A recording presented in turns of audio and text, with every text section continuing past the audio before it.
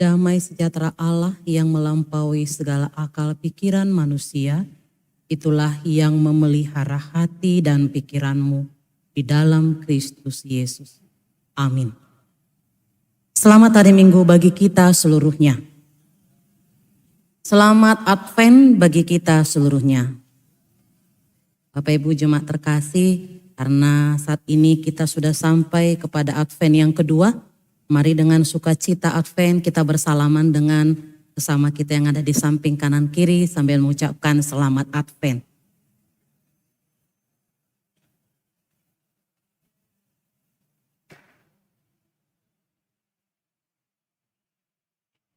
Terima kasih. Firman Tuhan kepada kita dalam kita memasuki Minggu Advent yang kedua. Pada saat ini bagi kita yang hadir di gereja ini juga yang mengikuti ibadah secara live streaming, yaitu dari Matius 3 ayat 1 sampai ayatnya yang ke-12. Saya akan membacakannya kepada kita, mari kita ikuti bersama dengan membaca mengikuti sesuai dengan apa yang tertera di dalam acara kita. Yohanes Pembaptis.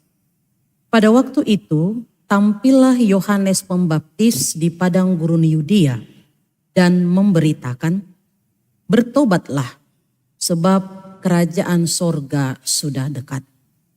Sesungguhnya dialah yang dimaksudkan Nabi Yesaya ketika ia berkata, ada suara orang yang berseru-seru di padang gurun. Persiapkanlah jalan untuk Tuhan, luruskanlah jalan baginya. Yohanes memakai jubah bulu unta dan ikat pinggang kulit, dan makanannya belalang dan madu hutan. Maka datanglah kepadanya penduduk dari Yerusalem, dari seluruh Yudea, dan dari seluruh daerah sekitar Yordan. Lalu sambil mengaku dosanya, mereka dibaptis oleh Yohanes di sungai Yordan.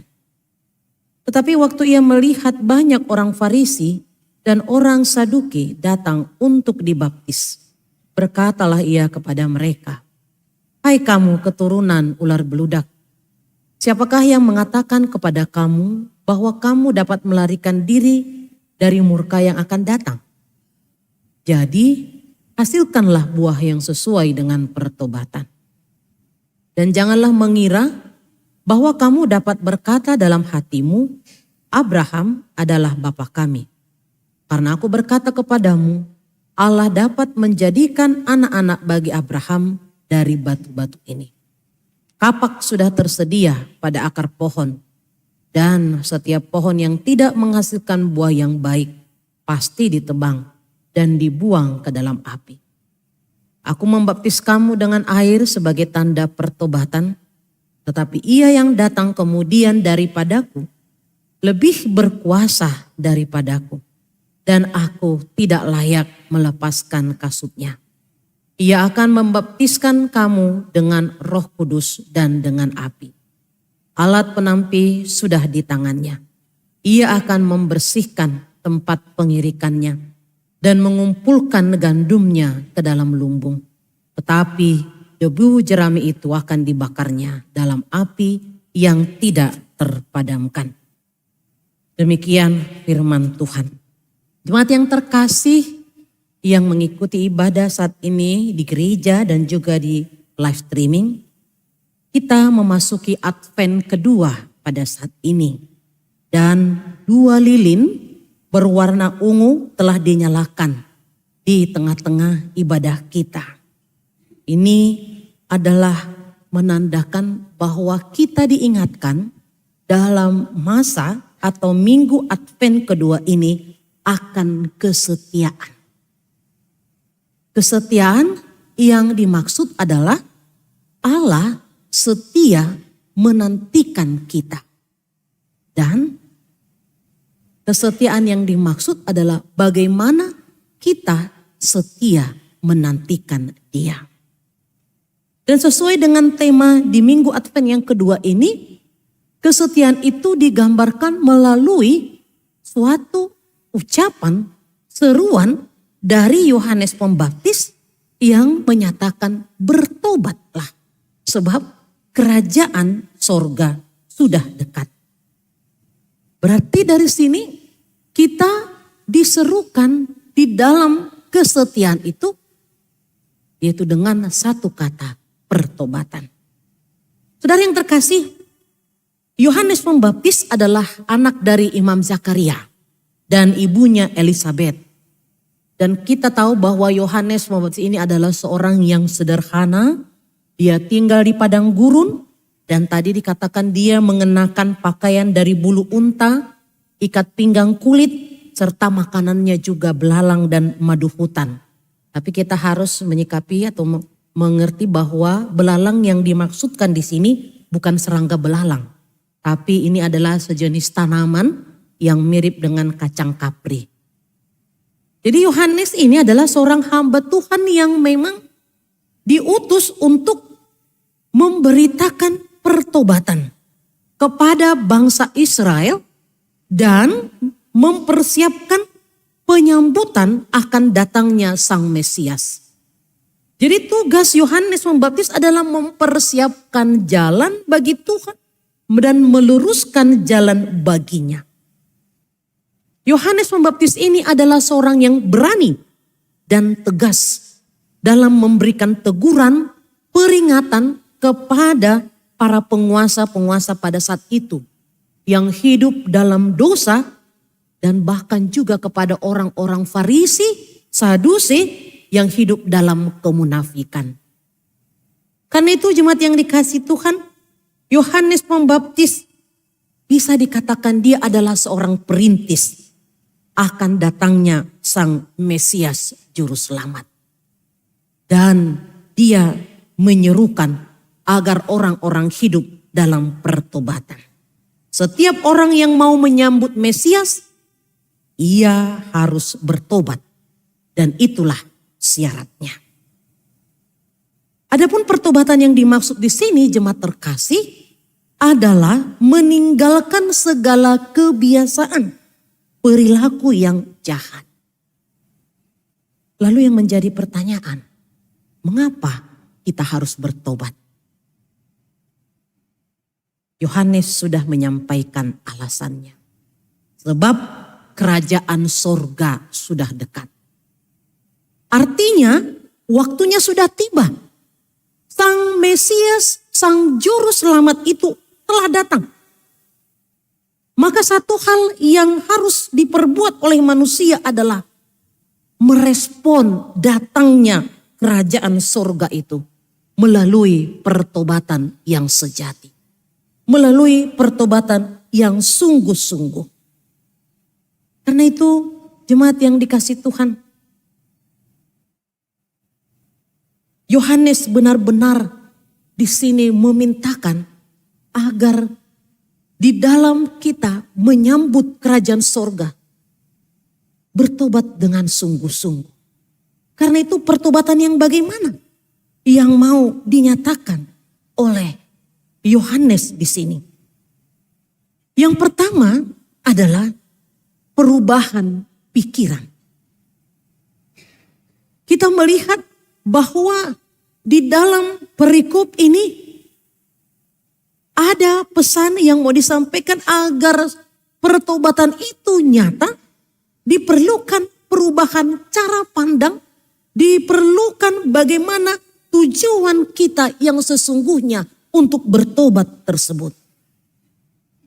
Jadi kalau kita lihat tadi di dalam ayat 5 dan ayat 6, kita melihat bagaimana seluruh penduduk Yerusalem, Yudea, dan seluruh di sekitar Yordan, mereka datang mengaku dosanya dan mereka pun dibaptis. Jadi ini menunjukkan adanya perubahan pikiran daripada orang-orang yang datang kepada Yohanes itu. Mereka sudah benar-benar meninggalkan cara hidup yang lama. Dengan cara mereka mau mengaku dosanya dan mereka mau untuk memberikan dirinya dibaptis oleh Yohanes. Jadi di situ terlihat adanya perubahan pemikiran mereka. Dan itu terlihat juga dengan hal yang kedua dari pertobatan itu, yaitu sadar akan dosanya. Sadar akan dosanya. Sehingga dengan berubahnya pemikiran mereka, sadar akan dosa kekurangan mereka selama ini, mereka pun benar-benar merasakan bahwa mereka penting untuk hal yang ketiga, berbalik kembali kepada Tuhan. Dan setelah itu, apa yang kita lihat lagi? Ketika berbalik kepada Tuhan, ada hal yang keempat dari pertobatan itu.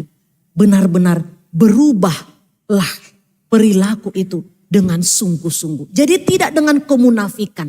Itu sebabnya jemaat terkasih, mengapa dalam ayat 7 Yohanes mengatakan kepada orang Farisi dan kepada orang Saduki, agar mereka benar-benar menanggalkan kemunafikan mereka.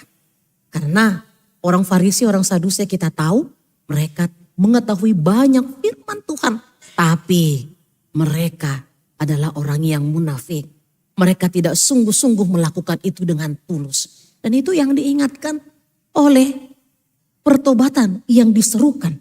Ketika kita mau merubah cara pikiran kita, menyadari akan dosa-dosa kita.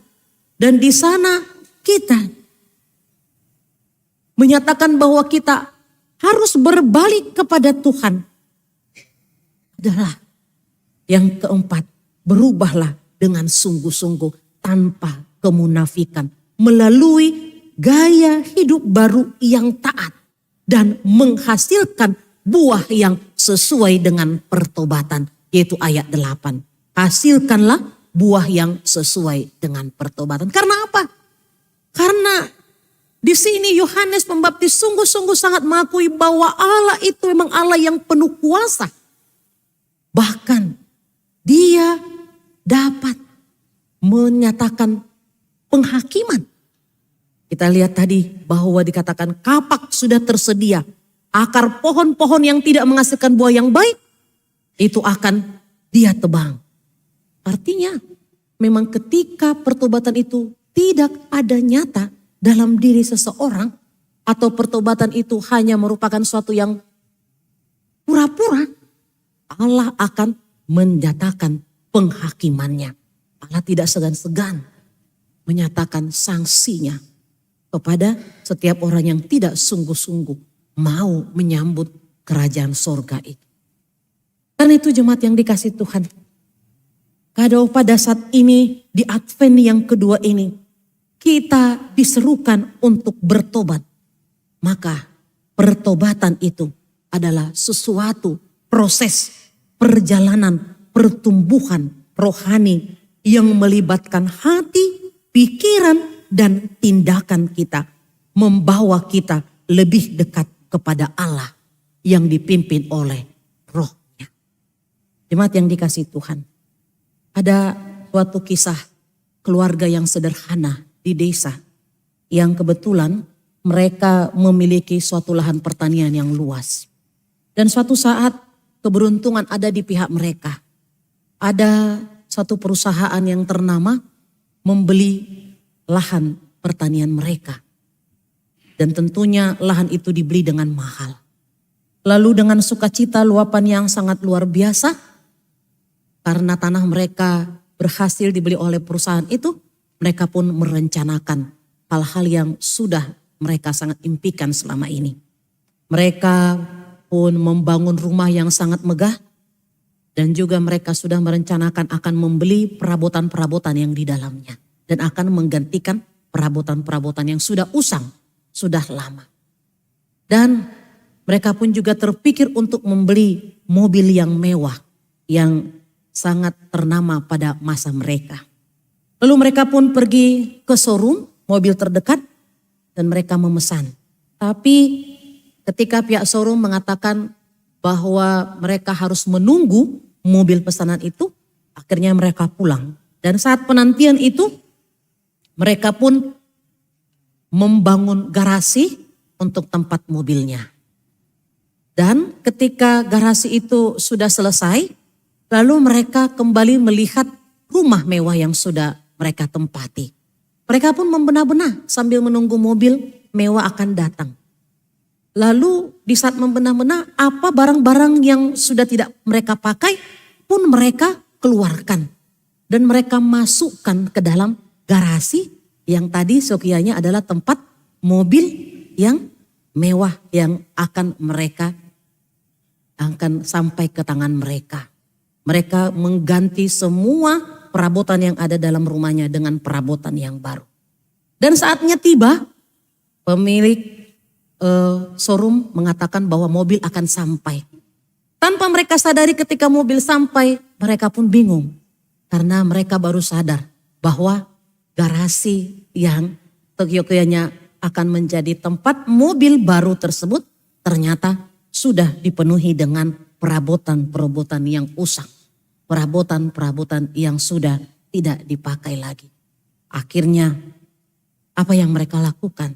Dengan bekerja keras, mereka pun kembali mengeluarkan segala perabotan yang tidak dipakai tadi dari garasi itu, membersihkannya kembali agar mobil itu bisa masuk ke garasi tersebut.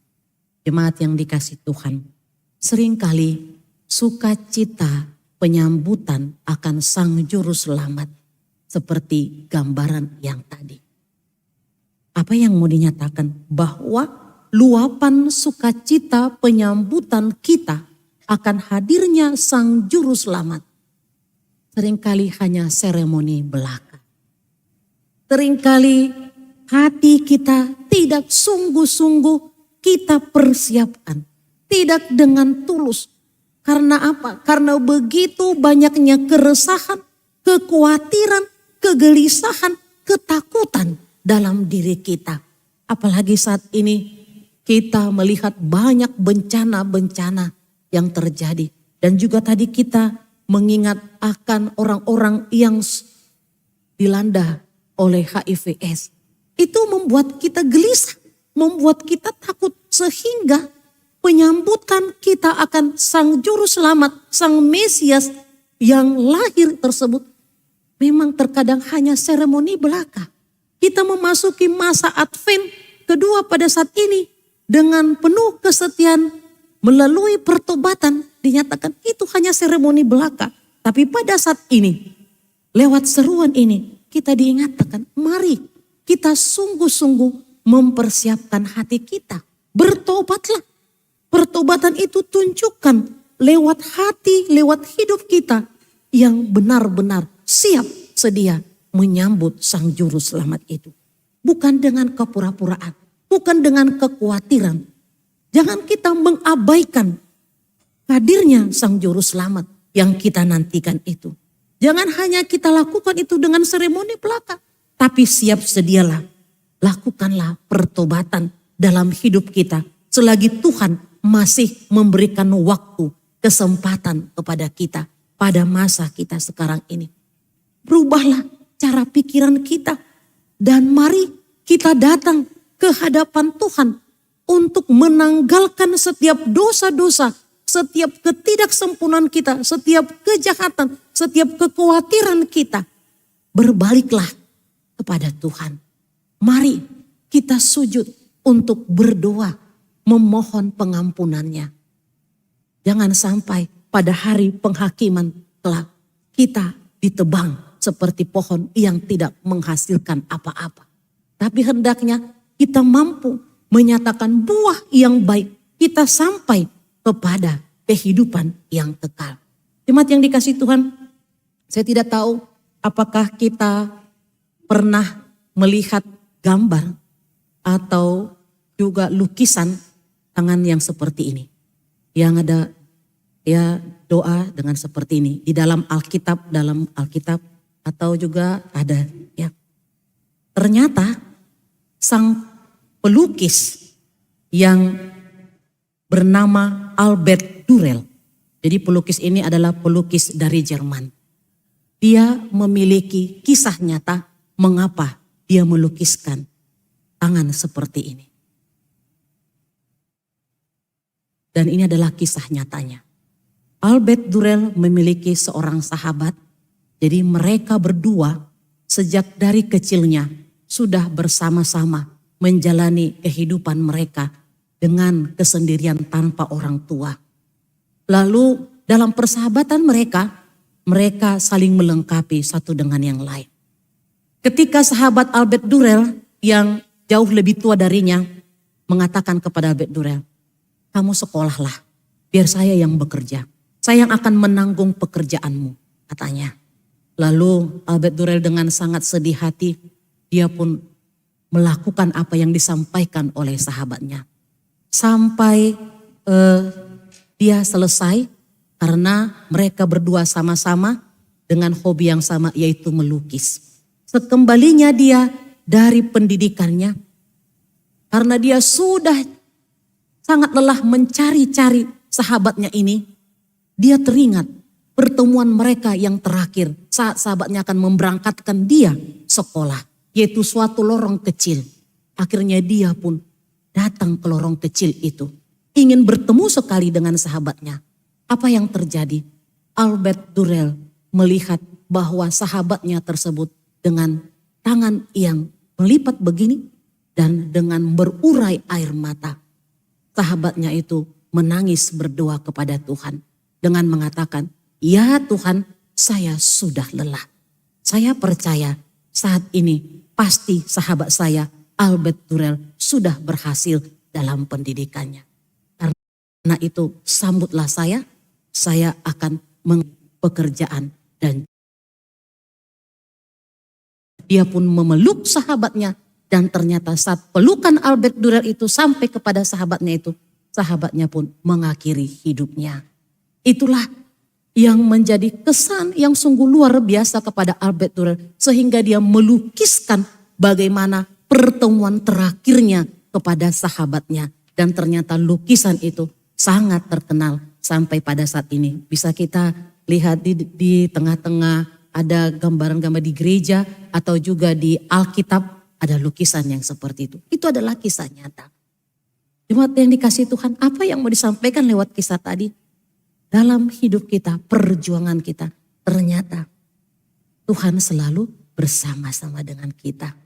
Karena itu kita diminta melalui kesetiaan kita, bagaimana kita untuk selalu melipat tangan kita, selalu menyerahkan hidup kita, datang kepadanya, menunjukkan pertobatan kita, agar hati kita sungguh-sungguh benar-benar menyambut Sang Mesias, Juru Selamat, lahir dalam hidup kita, lahir dalam hati kita. Dan itu akan terpancar lewat buah kehidupan, pertobatan, hidup yang benar-benar membawa terang, damai, dan sukacita di dalam kita menanti-nantikan kedatangan Kristus yang kedua kalinya. Karena itu mari bertobatlah, sebab kerajaan sorga sudah dekat. Sambutlah dia, Sang Mesias, Sang Juru Selamat di dalam hatimu dan di dalam kehidupanmu. Amin. Kita berdoa. Terima kasih Bapa di surga buat firman-Mu yang sudah kami dengar pada saat ini. Di mana Tuhan Engkau telah menghantarkan kami memasuki Advent yang kedua pada saat ini, yang menyatakan agar kami bertobat di dalam kesetiaan kami Tuhan, menantikan kedatangan-Mu yang kedua kali. Dan kami percaya Kau Tuhan selalu setia menantikan pertobatan kami. Bapa di surga, biarlah pertolongan Roh-Mu yang memampukan kami untuk kami mengerti akan firman-Mu. Sehingga kami tidak hanya sebagai pendengar firman saja, tetapi kami mampu menjadi pelaku firman-Mu di dalam setiap kehidupan kami. Biarlah kami hari demi hari mampu untuk dibaharui oleh Roh-Mu Tuhan di dalam sikap hidup kami, tutur kata kami, perkataan kami, dan iman kami.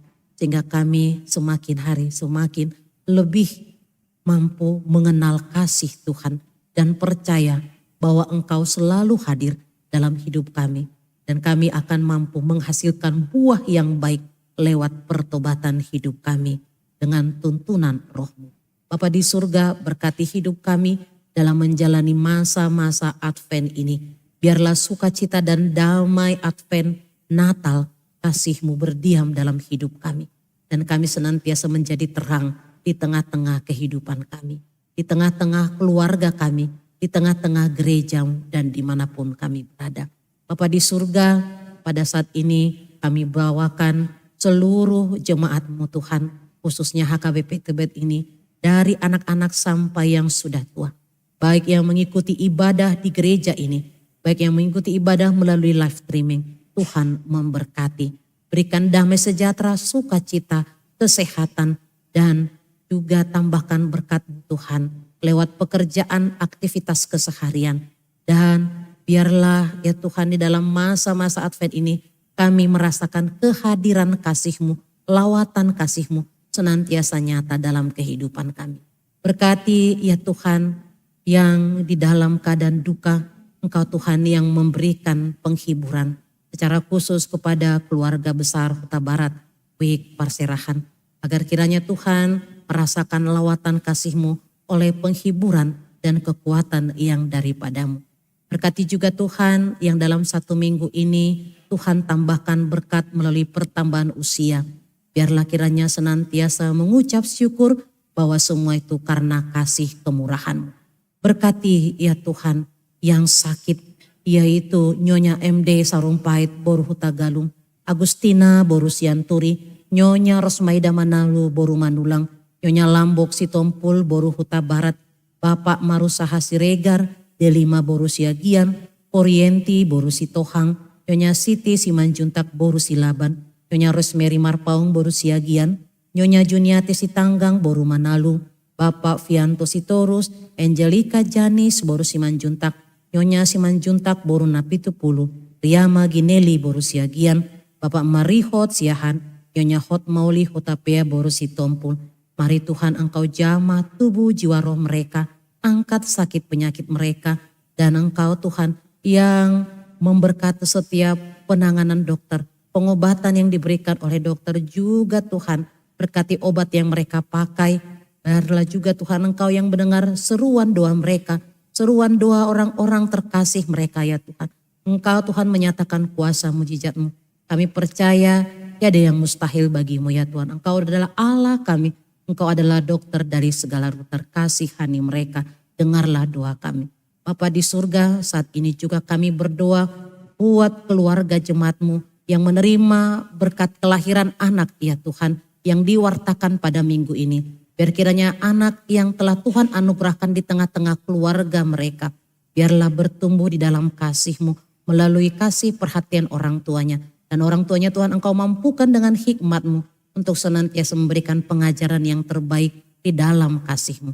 Terima kasih Bapa, kami juga bawakan jemaat-Mu yang akan diwartakan menjadi jemaat yang baru di tengah gereja-Mu Tuhan pada hari ini. Biarlah mereka bertumbuh melalui persekutuan di tengah-tengah gereja-Mu ini. Terima kasih Bapa. Saat ini kami juga mengingat saudara-saudara kami, yaitu dalam kami memperingati hari HIV AIDS ya Tuhan. Biarlah kiranya mereka yang terkena dampak penyakit tersebut, Engkau berikan kekuatan, semangat hidup. Dan Engkau Tuhan menyatakan kasih-Mu kepada mereka. Sebab semua ciptaan-Mu adalah sama di hadapan-Mu ya Tuhan. Sehingga mereka merasakan kasih Tuhan melalui orang-orang yang Kau pakai Tuhan untuk mendoakan mereka dan untuk memberikan tanda nyata kasih itu dalam kehidupannya. Kami juga bawakan saudara-saudara kami ya Tuhan yang tertimpa bencana alam di Sumatera Utara, juga di Tapanuli Raya ya Tuhan. Engkau yang menatap kehidupan mereka, Kau memberikan kekuatan dan penghiburan dan juga iman yang senantiasa mengenal kasih-Mu Tuhan. Sehingga mereka tidak menjauh dari-Mu melalui bencana yang mereka alami, tapi mereka merasakan lawatan kasih Tuhan lewat setiap bantuan yang boleh mereka pakai, mereka pergunakan, juga lewat doa-doa yang selalu mendoakan mereka. Kasihani mereka Tuhan, dan biarlah mereka senantiasa berpengharapan bahwa di balik duka Engkau akan memberikan sukacita secara khusus di masa-masa Advent ini Tuhan. Terima kasih Bapa. Kami juga bawakan kepadamu Tuhan, yaitu seluruh kegiatan-kegiatan ibadah Natal di tengah-tengah gereja-Mu, khususnya di gereja-Mu ini. Mari Tuhan Engkau berkati seluruh jemaat dan juga seluruh parhalado yang dilayani oleh para pendeta. Sehingga ibadah Natal itu Tuhan tidak hanya seremoni belaka, tapi benar-benar membawa suatu pertobatan dalam kehidupan kami. Perubahan yang membawa sinar terang, kasih dan damai sejahtera di dalam kehidupan kami. Terima kasih Bapa, kehidupan kami hari ini kami mau serahkan dalam tangan pengasihan-Mu. Namun kami memohon kuduskan kami dari dosa kami sehingga kami layak untuk menerima berkat-Mu. Di dalam Yesus Kristus kami berdoa. Amin.